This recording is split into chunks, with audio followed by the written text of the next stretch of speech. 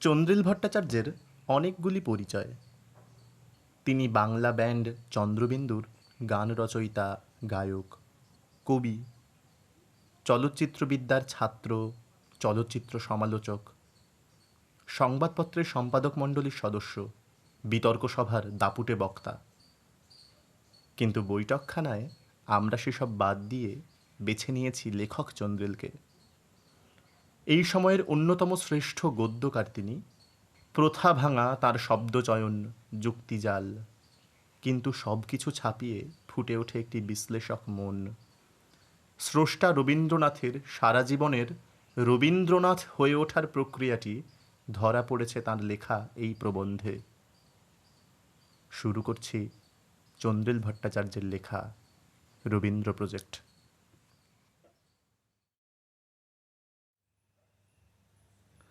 রবীন্দ্রনাথের মতো যাঁরা দানবিক বিরাটত্ব নিয়ে জন্মান, তাঁরা অনেক কম বয়স থেকেই নিজের ভেতরে ওই প্রদত্ত ক্ষমতার সনসন ঝাপটা অনুভব করতে পারেন।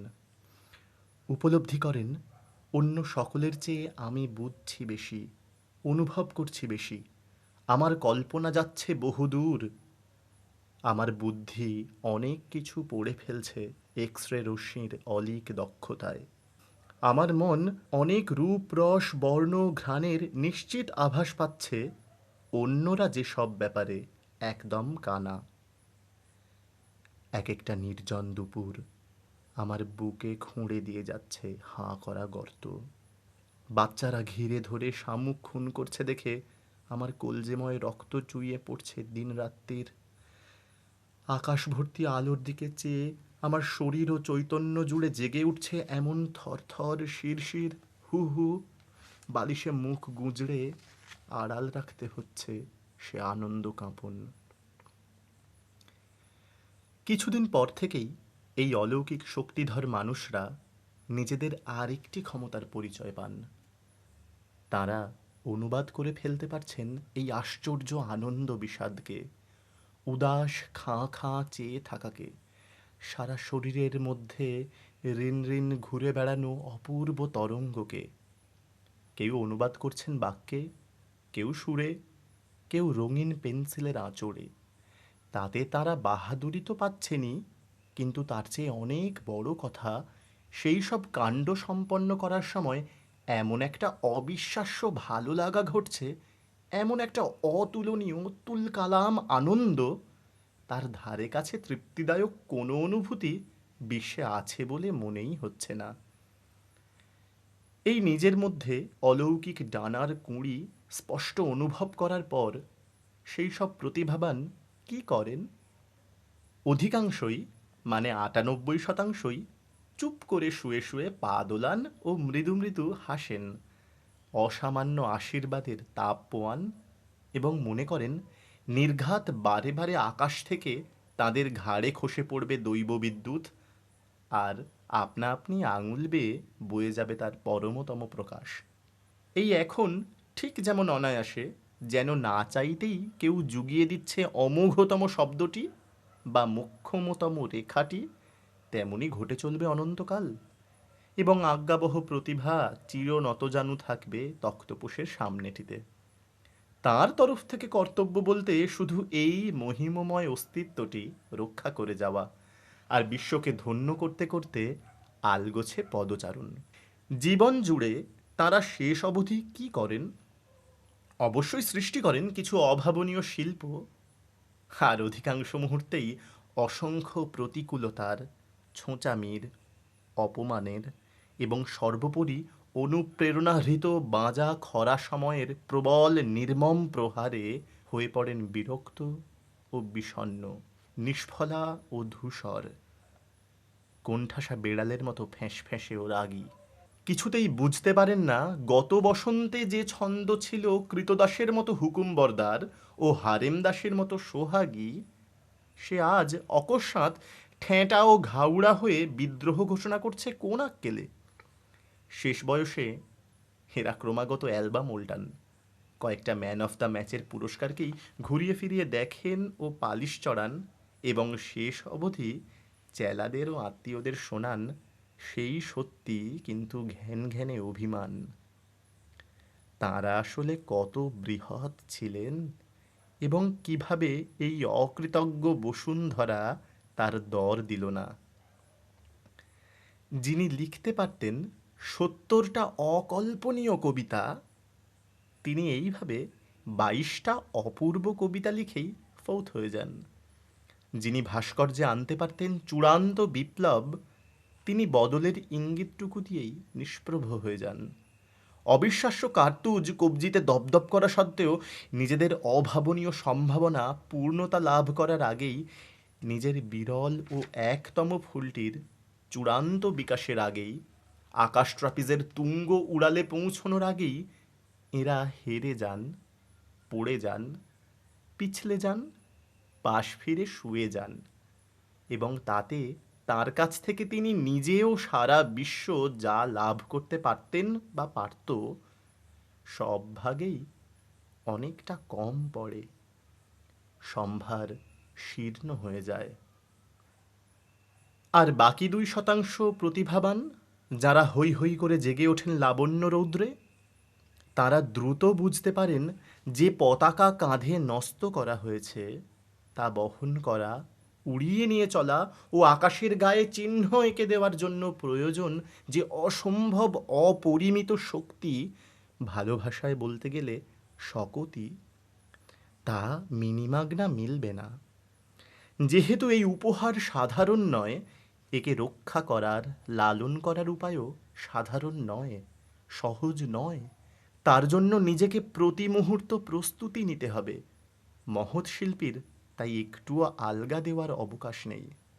পাথুরে মাটির চাষার মতো লাগাতার নিজেকে নিংড়ে দিতে হবে, দিনমজুরের মতো নাগাড়ে খাটতে হবে, অনুশীলনের মাধ্যমে নিজেকে এমন পর্যায়ে নিয়ে যেতে হবে যাতে প্রেরণা আসা মাত্র তা একদম উচ্চতম ভাষায়, যথাযথতম সুরে, অব্যর্থতম রেখায় প্রবাহিত হয়ে যায়। এক লহমাও থমকাতে না হয়, অস্ত্র খুঁজে পেতে যেন ক্ষণমাত্র দেরি না হয়। ভিতর বাইরের এক গাদা দৈত্যের সঙ্গে লড়তে হবে। শুধু তো অপমান আসবে না, শুধু তো আসবে না কটুকাটব্য, একদম বুকের মধ্যিখান থেকে ফোয়ারার বেগে হুশ উঠে আসবে আত্মতুষ্টি। নিজের প্রতিটি বাক্যকে মনে হবে কোটেশন, প্রতিটি নড়নকে মনে হবে মুদ্রা, প্রতিটি উপবেশনকে মনে হবে সিংহাসন পীড়ন। তখনও নিজেকে রক্ষা করতে হবে সমান কর্কশ ঢাল দিয়ে। যেমন ইতরের ঈর্ষা থেকে, অক্ষমের ঝাল থেকে, নিচের খিস্তি থেকে বাঁচাতে ঘন্টার পর ঘন্টা নিজেকে আদর করতে হবে, সান্ত্বনা দিতে হবে, বোঝাতে হবে এ সমস্তই নিশ্চিহ্ন হয়ে যাবে যদি তুমি তোমার কাজ ঠিক মতো করে যাও। তেমনি গাড়লের এঁটো হাসিয়ে হাতকসলানি দেখে নিজের ভেতরে যে বাষ্প ফেঁপে উঠছে, তাকে সবেগে পদাঘাত করতে শিখতে হবে। বারবার বলতে হবে, এসব ২ পয়সার সিদ্ধাই ছাড়া কিছু নয়। এখনো অনেক অনেক বাকি, সম্পূর্ণ আমার ঐশ্বর্য পেতে গেলে এখনো বহু জাগরণ প্রয়োজন। যত প্রাইজ, যত সাক্ষাৎকার, যত বারফাট্টাই চলুক না কেন, সাদা কাগজের সামনে যেন শিশুর মতোই নিঃস্ব ও সন্ধানী হয়ে ফের শুরু করতে পারি, সেই অমলিনতা টেনে আনতে হবে। নিজেকে ঈশ্বরের এক প্রিয় আধার হিসেবে গড়ে তোলা তো সোজা কথা নয়। শিল্পীকে এমন আধার দেওয়া হয়েছে যা বিরল, অতল স্পর্শী, ধকধকে তেজিয়ান। সে ধারণ করতে পারে অগ্নিগর্ভ সত্য, ছলাচ্ছল আবেগ, তরবারির মতো যুক্তি, খাড়ের মতো বোধ। দিনযাপনের পাঁকের মধ্যে দিয়ে টেনে নিয়ে চলার সময়ও, গুঁড়ো কাচ ভর্তি কাদার মধ্যে দিয়ে ঘষটে নিয়ে চলার সময়ও সেই আধারের গভীরতা সমান রেখে দেওয়া, তার ডৌলকে অক্ষুণ্ণ রেখে দেওয়া, তার ভিতরকে তকতকে সূচি রেখে দেওয়া, জাগ্রত রেখে দেওয়া, প্রায় অলিক জিমন্যাস্টিক্স, অপার্থিব কসরত, যাতে অনুভূতিরা এসে তার মধ্যে দিয়ে চিরকাল নবীন বাঁশির মতোই সহজ পথ পেয়ে বয়ে যেতে পারে। একটি পোড় খাওয়া, ঘাস হওয়া, টোবল্যানো থ্যাঁতা হৃদয়কে তেমনি সতেজ নলেন রাখবো কিভাবে? কি করে মানসিক লোভগুলি, মানসিক বিলাপগুলি, মানসিক প্রতিশোধ স্পৃহাগুলি থেকে দূরে থাকবো? আর তা যদি থাকতে নাও পারি, তাহলেও শিল্প রচনা সময়ে তারা যেন কিছুতে কাছ ঘেঁষতে না পারে, সেই মন্ত্রপুত বেড়া তৈরি করব কি করে? অকস্মাৎ টেবিলের সামনে, ইজেলের সামনে, ক্যামেরার সামনে কীটদষ্ট ফতুয়া পরিহার করে কিভাবে হয়ে পড়ব ফের এক তপতপে নিটোল উন্মোচিত পবিত্র আলো পাখি।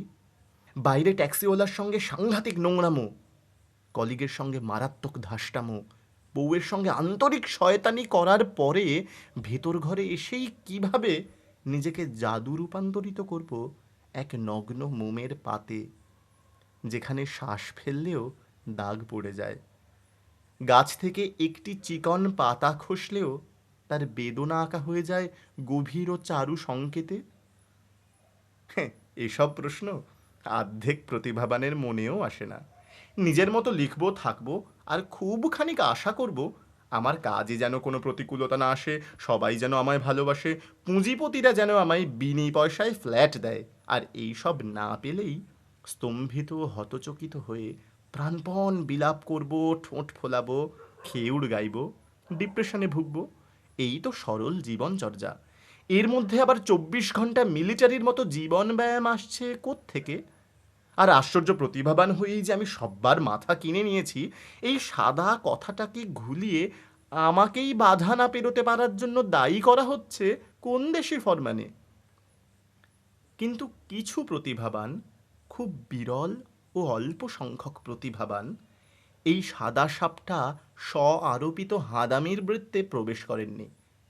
রবীন্দ্রনাথের মতো লোক, যারা ভাবতে শুরু করেছেন অনেক আগে থেকে, আর ভাবনার আওতায় নিজেকে রেখেছেন সমান ধারালো অনুবীক্ষণের তলায়, যারা বুঝেছেন সচেতনের জীবনযাপন একটি পুরো সময়ের জাগ্রত চাকরি, জীবন মানে পড়ে পাওয়া শ্বাস সমষ্টি মাত্র নয়, জীবন একটি ফুল টাইম জব। এবং প্রতিভাবানের প্রতিভা যদি অর্ধেক হয়, তাহলে আত্মপ্রয়োগ বাকি অর্ধেক। এবং এই দুই না মিললে বৃত্ত সম্পূর্ণ হবে না, হয় না, হতে পারে না। তারা পুরো সময়টাই পরীক্ষা দিয়ে গেছেন, পরীক্ষার জন্য প্রস্তুতি নিয়েছেন। একজন গাছ যেমন তার মর্মে আলো ধর্ম অনুভব করে এবং ইট পাথর ধুলোরাশি সব বাধাকে প্রাণপণ শক্তি দিয়ে সরিয়ে ঠিক আকাশের দিকে মুখ তোলার সাধনায় আত্মপ্রয়োগ করে, তেমনি রবীন্দ্রনাথ অনুভব করেছিলেন বহু আগে থেকে তার নিজের মধ্যে রবীন্দ্রনাথ হয়ে ওঠার, প্রতি মুহূর্তের রবীন্দ্রনাথের চেয়ে রবীন্দ্রনাথতর হয়ে ওঠার অসীম সম্ভাবনা। এবং সমস্ত মন প্রাণ নিয়ে তিনি সেই দিকে চলেছেন, ধেয়েছেন জীবন ধারা বেয়ে।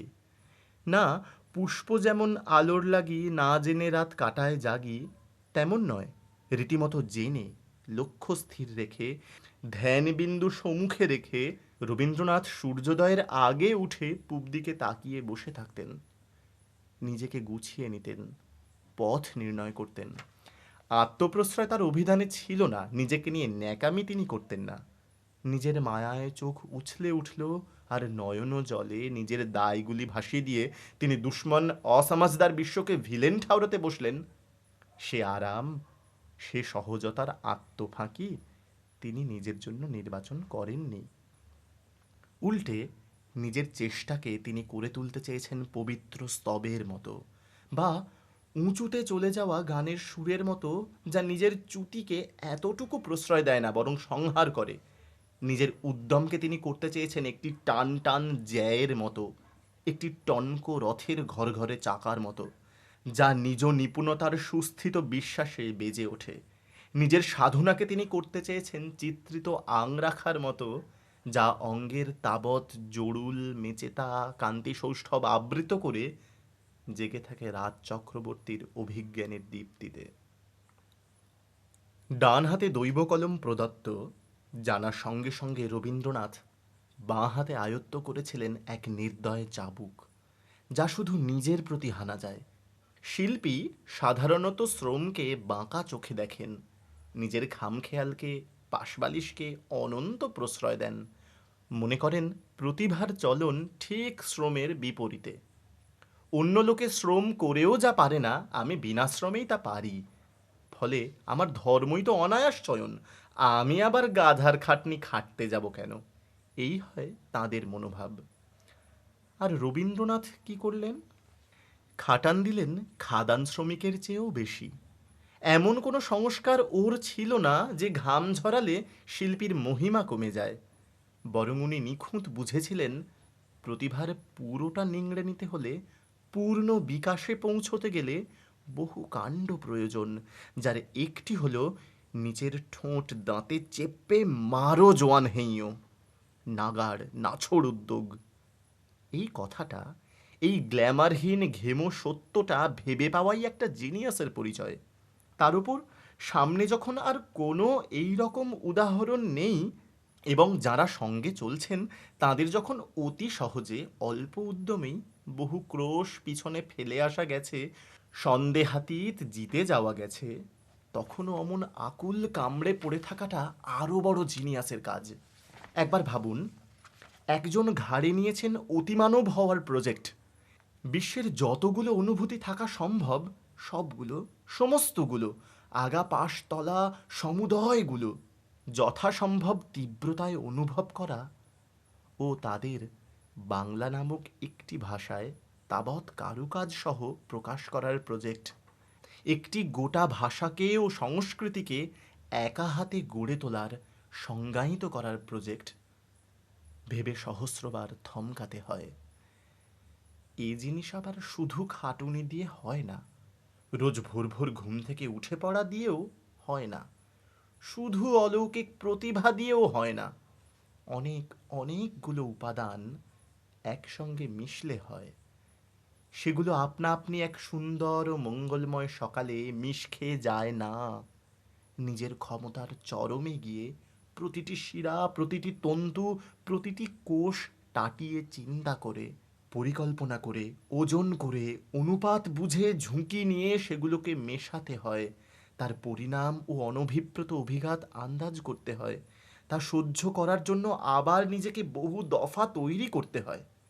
এই গোটা অতিমানুষিক আত্মম্যানেজমেন্টটা রবীন্দ্রনাথ নিজে ভেবে পেয়েছিলেন ও সম্ভব করেছিলেন। বাঙালির একটা ধারণা আছে প্রতিভার সঙ্গে হিসেব জিনিসটা মেলে না। রুটিন বা শৃঙ্খলা কথাগুলো যেন প্রতিভাকে কিঞ্চিত অপমান করে, ওর দৈব মহিমায় ভেজাল মেশায়।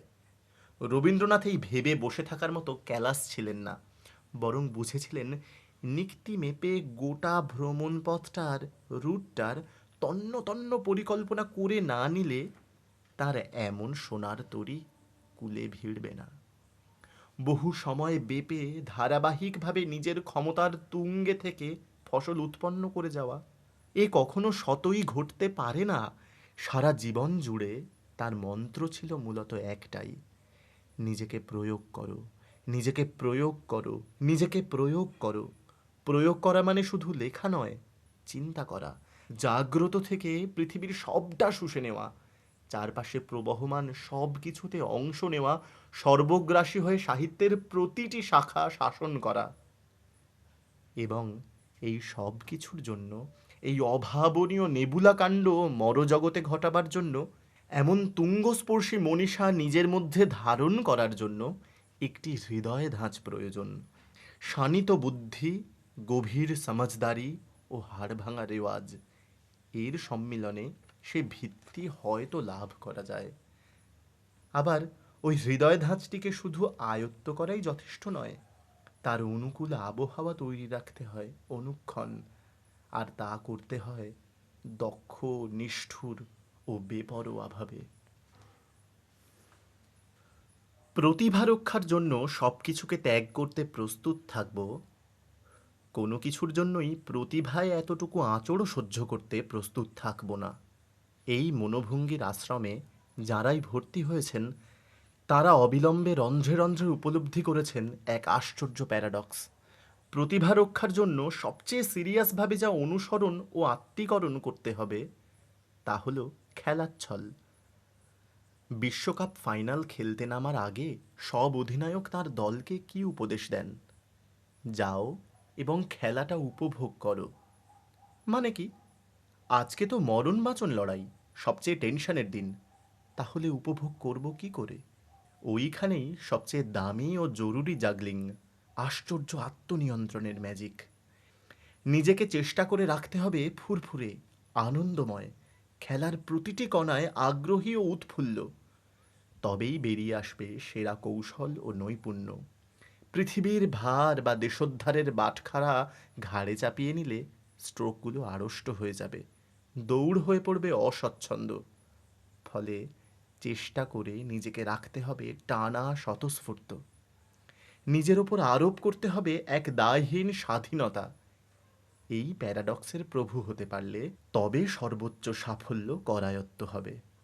শিল্পে সর্বাগ্রে ও সর্বাধিক গুরুত্বপূর্ণ যা প্রয়োজন, নিজের মধ্যে সর্বক্ষণ এক প্রসন্নতা লালন করা। কারণ প্রতিভাকে যদি কেউ কুপিয়ে খুন করতে পারে, সে হলো বিষাদ। এবং এই তুমুল অভিযানে বুঝে শুনে যে বেরিয়েছে, সে বিষাদকে জিততে দিতে পারে না। প্রসন্নতা মানে আমরা যে আড্ডা আসরে হাসি খুশি ভাব বুঝি, তা ঠিক নয়। এর মানে হলো স্রেফ বেঁচে থাকা থেকে উৎসারিত যে মাদকতা, তার আস্বাদনের জন্য নিজেকে সতত প্রস্তুত রাখা, তার রস আষ্টেপৃষ্ঠে পান করা। প্রাণ আমাতে প্রদত্ত হয়েছে এই পুলকেই টায়ে টায়ে পূর্ণ থাকা। যাই আসুক না কেন, যাই ঘটে যাক, সেই উল্লাস, সেই জীবন আনন্দ, সেই স্ফূর্তি শুধু বেঁচে থাকার, শুধু রৌদ্র দেখার, শুধু নিশীথ রাতের বাদলধারার অবিশ্রান্ত ধ্বনি শোনার, শুধু নিজের মধ্যে নিজে মগ্ন থাকার, গন্ধভরে তন্দ্রাহারা থাকার যে প্রফুল্লতা, তা ভেতর মহলে ঠায় অব্যয় ধ্রুব রেখে যেতেই হবে, হবেই। এ হলো যে কোনো শিল্পীর আত্মবিকাশ প্রকল্পের ভিত্তি। কিন্তু আঘাতে আঘাতে নুয়ে যেতে যেতেও ঠিক খাড়া হয়ে এই জিনিস অক্ষুণ্ণ রাখা জগতের সবচেয়ে কঠিন কর্ম। সমগ্র জীবন ধরে রাজছত্রের মতো নিজের মাথার উপরে এই গভীর অন্তরহরষের শামিয়ানা বিরাজমান রাখা অসম্ভব বললেই চলে। আজ নয় কাল, কাল নয় পরশু জীবনের অস্ত্রগুলি এসে তোমায় ছেদ করবেই, পোড়াবেই, টুঁটি ধরে স্রোতের তলায় ডুবিয়ে দেবেই। পৃথিবীর যে কোনো প্রকৃত গ্রেট তাই সম্ভাব্য এই আক্রমণের বিরুদ্ধে দুর্গ রচনা করে রাখেন, কিছু স্ট্র্যাটেজি গ্রহণ করেন। রবীন্দ্রনাথও তাই করেছিলেন। এই রক্ষণ তৈরির ক্ষেত্রে প্রথম কাজ হলো, আমার যখনই ইচ্ছে করবে তখনই সম্পূর্ণ একলা থাকতে পারবো এমন বাতাবরণ সৃষ্টি করা। কেন এক শিল্পীর একা থাকা প্রয়োজন, তা সহজ বুদ্ধিতেই বোঝা যায়। যাতে কেউ তার কাজে ব্যাঘাত না ঘটায়। এ কথা শিল্পী মাত্রই বোঝেন, একবার সুতো কেটে গেলে বিশ্বের সেরা কবিতাটি চিরকালের জন্য অনস্তিত্বের গর্ভে চলে যেতে পারে। ভাবনাটি অঙ্কুরিত হচ্ছিল, ঠিক তক্ষুনি বন্ধু এসে বলল, ক্র্যা কেমন আছিস, কিংবা বৌদি এসে বলল, 50 পোস্ত জলদি। আর চিরকালের মতো একটি মোক্ষম লাইন তার 27 লাইনের মাস্টারপিসে স্ফীত হওয়ার সকল সম্ভাবনা নিয়ে ভেসে গেল আওতার বাইরে। এ খুব বিরল ঘটনা নয়। একজন রবীন্দ্রনাথের মাপের সাধনাব্রতী, যিনি বাতিল লাইন কাটার হিজিবিজিকেও লাবণ্য রূপ দেন, তিনি সে ন্যূনতম সম্ভাবনাও অ্যালাউ করবেন না। কিন্তু তার চেয়ে অনেক গুরুত্বপূর্ণ, জনমানুষের সঙ্গে থাকতে থাকতে শিল্পীর আধার ক্ষয়ে যায়। কারণ অধিকাংশ মানুষ নির্বোধ ও অগভীর, ঠুনকো, ফঙ্গবেনে, মল ছাড়া ভেতরে কিচ্ছু না থাকা এইসব প্রাণী আমাদের চারপাশে ঘুরঘুর করছে। এইসব জনপিণ্ডের সঙ্গে গা ঘষাঘষি করে আমাদের চলতে ফিরতে হচ্ছে, টক্কর নিতে হচ্ছে, গল্পগুজব করতে হচ্ছে, ব্যাপার চুমোচুমি অবধিও গড়াচ্ছে। এতে উঁচু তারে বাঁধা মন নিমেষে শিথিল হয়ে আসে। বড় টেবিল টেনিস প্লেয়াররা খারাপ টেবিল টেনিস প্লেয়ারদের সঙ্গে খেলেন না, বলেন ওতে আমার ফর্ম পড়ে যাবে। আঁদ্রে জিদ বলেছিলেন, মহৎ শিল্পী হতে গেলে পরিবার থেকে প্রায়ই পালাও। নিজেকে নিজের মতো করে গড়ে নেওয়ার জন্য, নিজের সাধনা বিষয়ে নিজেকে বারে বারে মনে করিয়ে দেওয়ার জন্য, ফসলের উপযুক্ত ক্ষেত্র প্রস্তুত করার জন্য শিল্পীকে বারে বারে একা থাকতে হয়।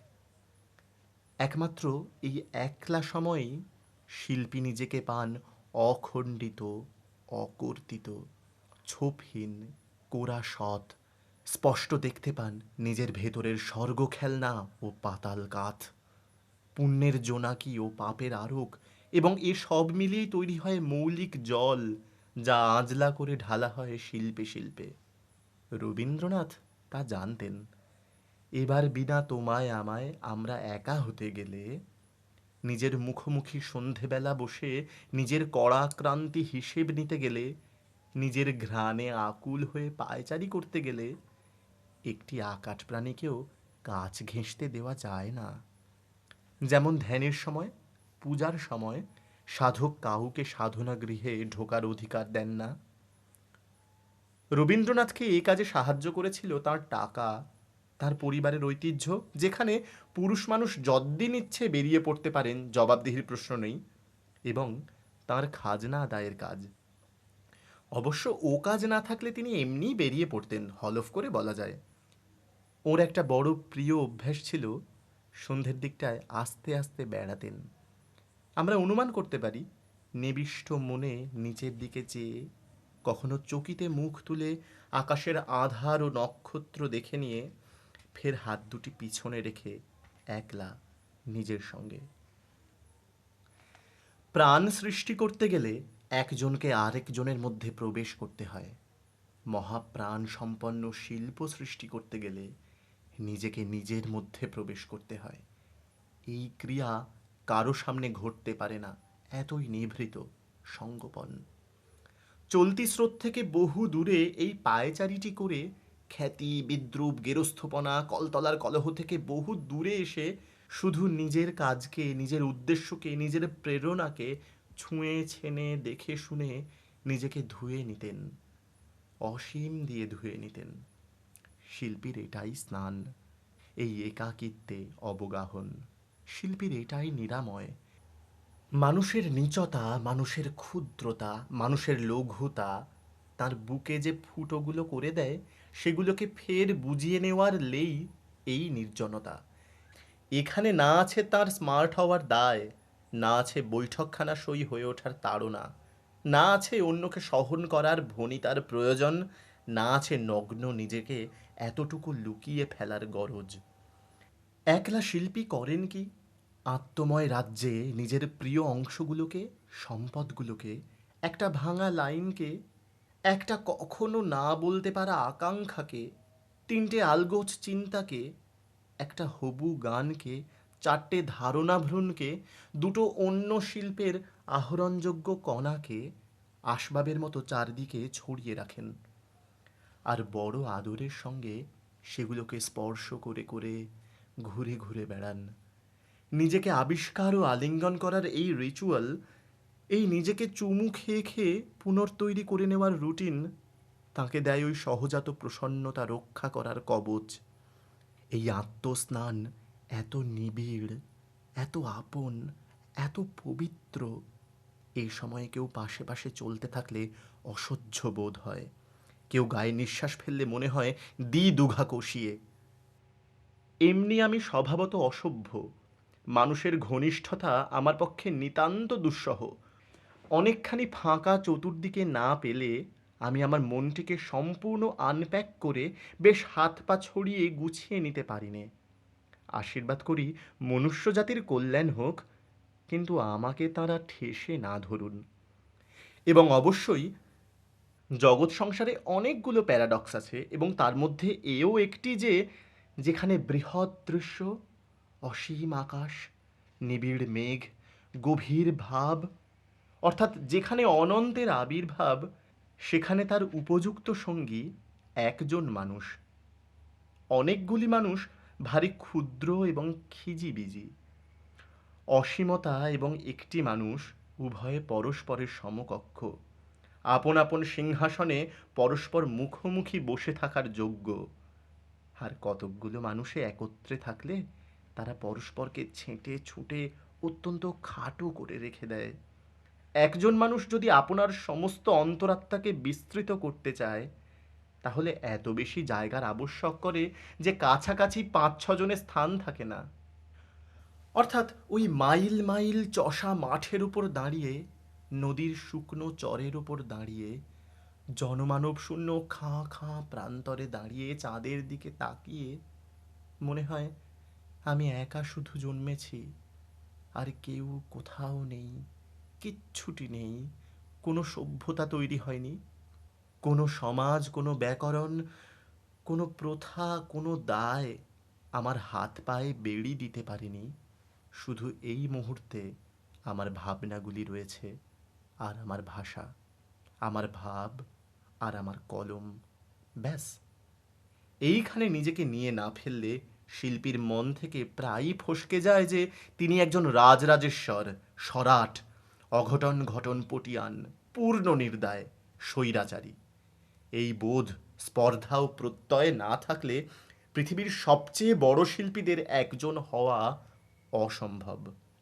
এই প্রস্তুতি তপস্যার অপরিহার্যতা জেনে যাপনের একটি প্রধান স্ট্র্যাটেজি হিসাবে রবীন্দ্রনাথ একলা হয়ে যাওয়ার ক্রমাগত ব্যবস্থা অত্যন্ত সচেতনভাবে করেছিলেন। শিল্পীর আরেক আবশ্যক কর্তব্য অব্যর্থ চিনে নেওয়া, নির্ধারণ করা কি তাকে সবচেয়ে উদ্দীপিত করছে, কি তাকে সর্বোচ্চ কিক দেয়।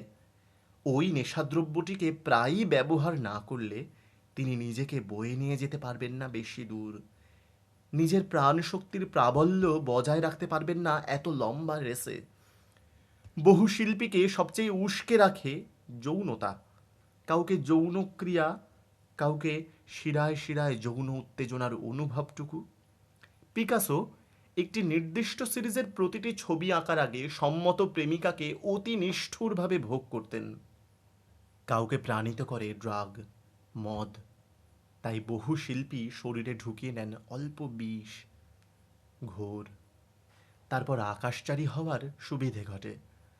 কেউ জ্বালানি হিসেবে ব্যবহার করেন নিজের সাফল্য চিহ্ন। ভিভ রিচার্ডস মোটিভেশন হারিয়ে ফেলার পর তাকে দেখানো হতো নিজের অসামান্য ইনিংসগুলির ভিডিও ক্লিপিংস। রবীন্দ্রনাথের এই চির উদ্দীপক ছিল প্রকৃতি। এই নেশাবস্তুটি তার স্বভাবের বিরাটতার সঙ্গে মানানসইও বটে, আর তার ভাগ্যের পক্ষেও প্রবল অনুকূল। বঙ্গদেশে আর যাই হোক, প্রকৃতির অবাধ সম্ভারের অপ্রতুলতা তখন ঘটেনি।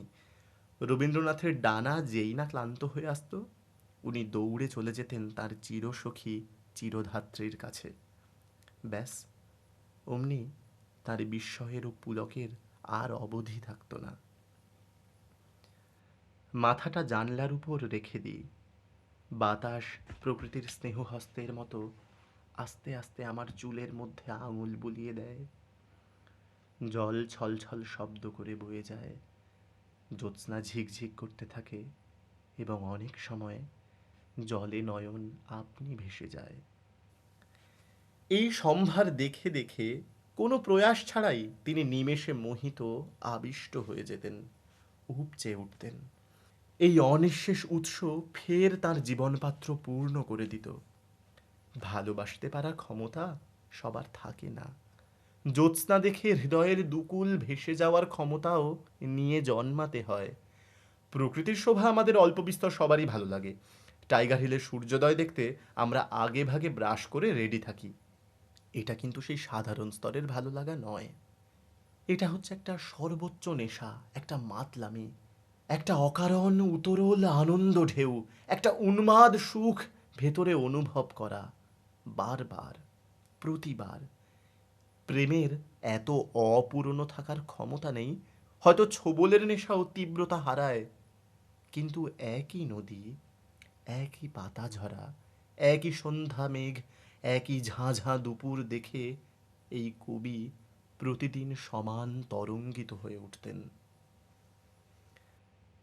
আজকাল আমি বিকেলে সন্ধ্যের দিকে ডাঙায় উঠে অনেকক্ষণ বেড়াতে থাকি।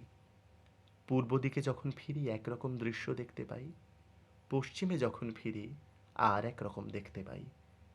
আকাশ থেকে আমার মাথার উপরে যেন সান্ত্বনা বৃষ্টি হতে থাকে। আমার দুই মুগ্ধ চোখের ভিতর দিয়ে যেন একটি স্বর্ণময় মঙ্গলের ধারা আমার অন্তরের মধ্যে প্রবেশ করতে থাকে। এই বাতাসে, আকাশে এবং আলোকে প্রতিক্ষণে আমার মন ছেয়ে যেন নতুন পাতা গজিয়ে উঠছে। আমি নতুন প্রাণ এবং বলে পরিপূর্ণ হয়ে উঠছি। এবং সৌন্দর্য আমার পক্ষে সত্যিকার নেশা, আমাকে সত্যি সত্যি খেপিয়ে তোলে। ছেলেবেলায় বসন্তের জ্যোৎস্না রাত্রে যখন ছাদে পড়ে থাকতুম, তখন জ্যোৎস্না যেন মদের শুভ্র ফেনার মতো একেবারে উপচে পড়ে নেশায় আমাকে ডুবিয়ে দিত। আর এই কবির সুরটা যেহেতু বাঁধা ছিল জীবনের চিরন্তন অনুভূতিগুলির সঙ্গে, তার ভাবনার মূল উৎসমুখগুলো সকল সেলাই অস্বীকার করে পটপট করে খুলে যেত। যেই না প্রকৃতি যে সনাতন, আদিম, চিরবিরাজমান ও অবিনাশ তার অফুরান ইন্দ্রজাল কবির সামনে মেলে দিত। এই ব্যাপার তাকে পাঠও দিত, কারণ চারিদিকে এমন সব জিনিস দেখা যায় যা আজ তৈরি করে কাল মেরামত করে পরশুদিন বিক্রি করে ফেলবার নয়, যা মানুষের জন্ম মৃত্যু ক্রিয়াকলাপের মধ্যে চিরদিন অটলভাবে দাঁড়িয়ে আছে, প্রতিদিন সমানভাবে যাতায়াত করছে এবং চিরকাল অবিশ্রান্তভাবে প্রবাহিত হচ্ছে। উনিও রচনাকে করতে চাইতেন সমধর্মা, যা স্থানের গণ্ডিতে বাঁধা পড়বে না, কালের গণ্ডিতে বাঁধা পড়বে না, সূর্যোদয় বা সূর্যাস্তের মতো চিরায়মান ও কল্যাণতম হয়ে মহাবিশ্বে মহাকালে খচিত থাকবে। কিন্তু সে কথা থাক, আজ বলছি, আকাশের আর নদীর আর দিগন্তের কোল ঘেঁষটে যেই নাই শিল্পী দাঁড়াতেন, অমনি বুঝতেন এ জীবনে অন্তত অক্সিজেনের খোঁজে তাকে হাঁপ টানতে হবে না। হৃদয় ধাঁচ যখনই এতটুকু অবসন্ন হবে, ওই প্রসন্নতা যেই নুয়ে পড়বে কিছুটা, তাকে শুধু চলে আসতে হবে মাইল মাইল অপেক্ষারত প্রকৃতির কাছে। এবার এ তো এক প্রবল সৌভাগ্যের আখ্যান যে এই শিল্পী প্রায়ই তার একলা থাকা ও নেশাবস্তুর কাছে আসাকে মিলিয়ে দিতে পারবেন একই বিন্দুতে। ফলে তার কম্ব আত্মনির্মাণ প্রক্রিয়া দাঁড়াবে প্রকৃতির কোলে একলা থাকা। তৃতীয় রক্ষণ কৌশল, যা রবীন্দ্রনাথ গ্রহণ ও আয়ত্ত করেছিলেন, তা ভাবতে বসলে ভোঁ হয়ে যেতে হয়। কিছু ব্যক্তিগত আঘাত তো থাকবেই, যা প্রসন্নতায় নিশ্চিত টোল ফেলে দেবে, দুমড়ে তছনছ করে দেবে বর্ম, অন্তত দিন কয়েকের জন্যে টুকরো টুকরো হয়ে যাবে মানুষটা। আমাকে ব্যঙ্গ করে একখানা গোটা নাটক তৈরি হলে, বা আমার তরতাজা ছেলে ধড়ফড় করতে করতে মারা গেলে তো আর আমি শান্তভাবে টেবিলের সামনে বসে ছন্দ মেলাতে পারবো না। নাকি এমন একটি আশ্চর্য নির্লিপ্তির সাঁজোয়া রচনা করা সম্ভব যা আমাকে এই সংকটেও অক্ষত রাখবে এবং উপন্যাসের কিস্তি ঠিক সময়ে পৌঁছবে পত্রিকা দপ্তরে? কয়েকটা ঘটনা বলি। স্ত্রী মারা গেছেন কমাস আগেই, এবার অসুস্থ হলেন মেজ মেয়ে রানী। হাওয়া বদলের জন্য মেয়েকে নিয়ে রবীন্দ্রনাথ আলমোড়ায় গেলেন, কিন্তু রানীর অসুখ বেড়ে চলেছে। কলকাতায় ফিরিয়ে আনা ঠিক হলো। কয়েকজন কুলি খাটশুদ্ধ রানীকে পাহাড়ের ওপর থেকে নামিয়ে আনবে, পাশে পাশে রবীন্দ্রনাথ পায়ে হেঁটে আসবেন ওই ৩২ মাইল রাস্তা। সন্ধে স্টেশনে পৌঁছে জানা গেল ট্রেন চলে গেছে, আবার কাল আসবে। রাত কাটানোর জন্য ডাক বাংলোয় গেলে সেখানে যে ইংরেজরা আছে তারা নেটিভদের ঢুকতে দিল না। কোনো মতে একটা ধর্মশালা খুঁজে বার করে মেয়ের শিয়রে সারা রাত জেগে থাকলেন রবীন্দ্রনাথ। পরের দিন ট্রেনে যেতে যেতে লখনৌ স্টেশনে মেয়ের জন্য একটু দুধ জোগাড় করতে নেমেছেন। ফিরে এসে দেখেন টাকার বটুয়া যেটা সিটের ওপর রেখেছিলেন নেই, কেউ চুরি করে নিয়েছে। রবীন্দ্রনাথের মাথায় আগুন ধরে গেল। এ যেন ঈশ্বর ইচ্ছে করে শয়তানি করে একের পর এক দুর্দশায় ফেলছেন। কবি হন আর দার্শনিক হন, যার মেয়ে মারা যাচ্ছে, অমানসিক পরিশ্রম হয়েছে, সাহেবরা অপমান করেছে, এই সম্বলটুকু চুরি হয়ে যাওয়া তাকে হাকুস তেতো করে দিতে তো বাধ্য। ডাক ছেড়ে কেঁদে, অভিসম্পাত দিয়ে, ভাগ্যকে ফালা ফালা করে আক্রোশে গলা চিরে তো চিৎকার করে উঠতে ইচ্ছে করবে। কিন্তু রবীন্দ্রনাথ কি করলেন? নিজেকে জপের মতো বলতে লাগলেন, তার চেয়ে মনে করলেই তো পারি টাকাটা যে নিয়েছে সে চুরি করে নেয়নি, আমি নিজে ইচ্ছেপূর্বক তাকে ওটা দান করলুম। হয়তো আমার চেয়েও ওটা তার বেশি প্রয়োজন, তাই আমি দানই করেছি। ভালো করে এই কথা মনকে বারে বারে বললে আস্তে আস্তে ভেতরটা শান্ত হয়ে এলো। কল্পনা করা যায় একজন রক্তমাংসের মানুষ এই সিদ্ধান্তটা নিচ্ছেন এই পরিস্থিতিতে? এটা তো ওর কোনো তত্ত্বভরা উপন্যাস নয়, এটা তো ঈশপের গল্প নয়, এটা তো একটা তপ্ত ট্রেন, যেখানে বিশ্বাসঘাতকতার ভাপ উঠছে, সন্তান বিয়োগের সম্ভাবনার দগ্ধানি, খারাপ মানুষে ভর্তি পৃথিবীতে বেঁচে থাকার গ্লানি ক্রোধে ও দুঃখে চোখ ঝাপসা করে দিচ্ছে। সেখানে বসে শ্বাসের তলায় তীব্র গালি না উচ্চারণ করে এই বিশ্ব বেঁচে থাকার অযোগ্য, এই ধিক্কার বাক্য না শানিয়ে একজন মানুষ একটি অকলুষ ক্ষমা অনুশীলন করছেন, যাতে এই ঘটনা তার মনের স্বাভাবিক স্থৈর্যকে ব্যাহত না করে। এটি একটি মানসিক জীবন প্রণালী মনে হয়। কিছুদিন পরেই রানী মারা গেলেন। সেই দিন সন্ধে রবীন্দ্রনাথের বৈঠকখানায় বঙ্গভঙ্গের আশঙ্কা নিয়ে কথা বলতে বড় বড় নেতারা এসেছেন। রাত 10:30 অবধি সভা চলল। অতিথিদের এগিয়ে দিতে দরজা অবধি এসেছেন কবি। রামেন্দ্র সুন্দর ত্রিবেদী জুতোর ফিতে বাঁধতে বাঁধতে জিজ্ঞেস করলেন, রবিবাবু, আজ আপনার মেয়ে কেমন আছে? একটু ভালো তো? রবীন্দ্রনাথ শান্ত গলায় বললেন, সে আজ দুপুরবেলা মারা গেছে। এ কোনো বিচ্ছিন্ন ঘটনা নয়। সোমেন্দ্রনাথ মুঙ্গেরে কলেরায় মারা গেলেন। তাকে দাহ করার পর রবীন্দ্রনাথ ও 2 সঙ্গী অধ্যাপক ট্রেনে বোলপুর ফিরছেন। সাহেবগঞ্জে দেখা করতে এলেন এক অধ্যাপকের মামা। রবীন্দ্রনাথ হাসি মুখে তার কুশল সংবাদ নিলেন, গল্প করলেন, তার প্রচুর প্রশ্নের উত্তর ধৈর্য ধরে দিতে লাগলেন। শেষে ভদ্রলোককে কিছু দূরে ডেকে নিয়ে ভাগ্নে বললেন, কয়েক ঘন্টা আগে নিজের ছোট ছেলেকে সৎকার করে ফিরছেন উনি। এ জিনিস সম্ভব কোন রসায়নে? মনে রাখতে হবে, রবীন্দ্রনাথ যদি বঙ্গভঙ্গের সভা সেদিন ক্যান্সেল করতেন বা ওই মামাটিকে বলতেন আজ কথা বলতে পারবো না, তাতে তার ইমেজ এতটুকু ক্ষতিগ্রস্ত হতো না, বরং উল্টোটা, সেটাকেই লোকে স্বাভাবিক এবং কাম্য বলে ধরে নিত। যে লোকের দরদ ও অনুভূতি, স্পর্শকাতরতা ও সংবেদন পৃথিবীর সকলের চেয়ে থরথর, সে সন্তান শোকে বিহ্বল হয়ে পড়লে সেটাই তো বেশি মানানসই। কিন্তু রবীন্দ্রনাথের নিজেকে এটুকু ছাড় দেওয়ারও অবকাশ ছিল না। ওর যে প্রকল্পনা, তাতে শোক পালনের জন্য ছুটি নেওয়ার নিয়ম নেই।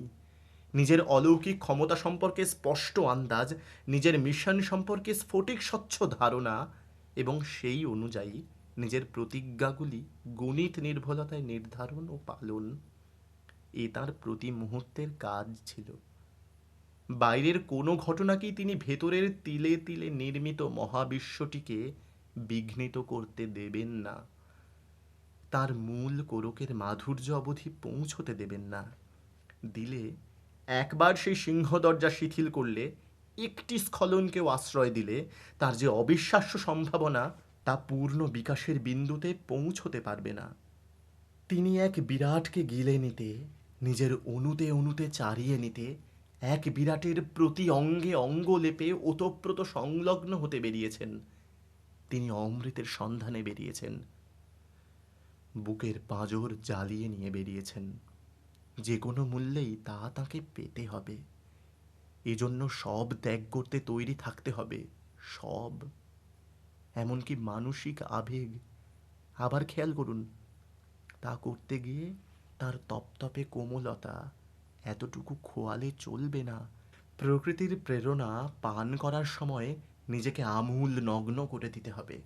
রচিত প্রতিটি অক্ষরে অঝোর প্রস্রবণ বিলিয়ে দেওয়ার সময় মুখভঙ্গি আকুল আতুর হয়ে উঠলে তা সংবরণ করা চলবে না। কি অসম্ভব ও প্রায় ধারণা অতীত এই যজ্ঞ! আবেগগুলিকে প্রত্যাখ্যান করে তিনি কোনো নির্দয় দাস ব্যবসায় নামছেন না, তিনি করছেন আবেগেরই বেসাতি। শুধু ঘটনা নির্ভর আবেগগুলি তার লেখা স্রোত থেকে তাকে দূরে রাখলে তাদের মুহূর্তে কেটে বাদ দিতে হবে, বা নিমেষে তাদের চালান করে দিতে হবে ব্যক্তিগত বোধ থেকে শিল্প কাঁচামালের, শিল্প জ্বালানির ডাঁই ঘরে। এ প্রজেক্ট কার্যকর করতে তো পৌরাণিক ধক দরকার, 10খানা জীবন রিহার্সাল। এ তো সেমিনারের আইডিয়া আস্ফালন নয়, একে তো প্রথিত করতে হবে নিজের আত্মায়, ব্যবহারে, অভ্যাসে। একে তো লেপে দিতে হবে এই শ্বাস রক্ত থুতু পুঁজ প্রস্রাবময় বাস্তবের জমিনে। রবীন্দ্রনাথ বহু অনুশীলনে চোয়ালে চোয়াল চেপে অমানসিক ক্ষমতায় নিজের শিল্পী সত্তাকে ব্যক্তি সত্তা থেকে টেনে ছিঁড়ে বিযুক্ত করেছেন। বাইরের তাবৎ আফসানো ঝাপটার আড়ালে নিজের এক অচঞ্চল নিভৃত ধ্যান কুঠুরি নির্মাণ করে নিয়েছেন। এই চূড়ান্ত ঔদাসীন্যের বর্ম তাকে ভালো করে কোনো মানুষের সঙ্গে লিপ্ত হতে দেয়নি। আলিঙ্গন করতে গেলেই কবচের ইস্পাত অস্বস্তি ভরে ফুটেছে। অনায়াসে স্বল্প আলগা করা যেত এই নিজের প্রতি অতলান্ত নিষ্ঠুরতার হ্রাস। নিজেকে অতন্দ্র প্রহরায় নিজে ঠায় দাঁড়িয়ে থাকার নিংড়নো ডিউটি থেকে স্বল্প বিশ্রাম নেওয়া যেত, কিন্তু প্রতিভাকে যত্ন করার জেদ তার অনশ্বর। অকল্পনীয় অপমান চতুর্দিক থেকে সহ্য করেছেন। মেয়ের যক্ষা হয়েছে বলে দেখা করতে গেছেন, জামাই টেবিলের উপর পা তুলে সিগারেট খেয়েছে। শান্তিনিকেতন তিনি খুলেছেন পারভার্ট কাণ্ড কারখানা করার জন্য, শুনতে হয়েছে। কোনো আঘাতে কোনো মুহূর্তে এক কণা কাজও থেমে থাকেনি। হৃদয় থেকে কোমল মরমী লতাগুলি একে একে উপড়ে ফেলতে কি প্রাণান্ত কষ্ট হয়েছে তার। এক উন্মাদ আত্মকেন্দ্রিকতায় আত্মনিষ্ঠায় নিজেরই বুকে হাঁটু চেপে শ্বাস রুখে দিতে কি হাঁক পাক, কি তড়াস জেগেছে। তবু থামেননি, কিছুতেই ভ্রষ্ট হবেন না, কিছুতেই ক্লান্তিকে দুর্বলতাকে জিততে দেবেন না। অন্য কোনো মানুষ কখনো যা পারেনি তিনি তাই পারবেন। তিনি রবীন্দ্রনাথ হবেন। মৈত্রেয়ী দেবীকে বলেছেন, যাকে তোমরা ভালোবাসা বলো সেরকম করে আমি কাউকে কোনোদিন ভালোবাসিনি। বন্ধু বান্ধব, সংসার, স্ত্রী পুত্র কোনো কিছুই কোনোদিনই আমি তেমন করে আঁকড়ে ধরিনি। ভিতরে একটা জায়গায় আমি নির্মম। তাই আজ যে জায়গায় এসেছি সেখানে আসা আমার সম্ভব হয়েছে। তা যদি না হতো, যদি জড়িয়ে পড়তুম, তাহলে আমার সব নষ্ট হয়ে যেত। প্রসন্নতা রক্ষার জন্য এই নির্দয় ঔদাসীন্য বপন ও লালনের স্ট্র্যাটেজি, এ ব্যাপার বুঝতেই এক জীবন লাগে কারো কারো। প্রায় কৈশোর থেকে এর সার্থক সাধনা আয়ত্ত করার কথা তো ছেড়ে দিলাম। নিজের শিল্পকে, নিজের প্রতিভাকে কতটা আছাড়ি পিছাড়ি ভালোবাসলে এভাবে নিজের আদর সম্ভব, ভাবলে বিস্ময়ের সীমা থাকে না। কিছুটা রবীন্দ্রনাথ হয়ে জন্মানো যায়, কিন্তু পূর্ণ রবীন্দ্রনাথ তিলে তিলে পলে পলে হয়ে উঠতে হয়। তার কঠিন পরিকল্পনা ও অসহ্য শ্রম প্রতিটি প্রতিটি প্রতিটি ক্ষণখণ্ডে জারি থাকে এই ধারণার বোধ ও স্বীকৃতি এবং তুলকালাম আত্মপ্রয়োগ। শুধু এই জন্যই আরও সহস্র বছর তার সূর্য বিভার পানে হাঁ করে থাকতে হবে মনে হয়।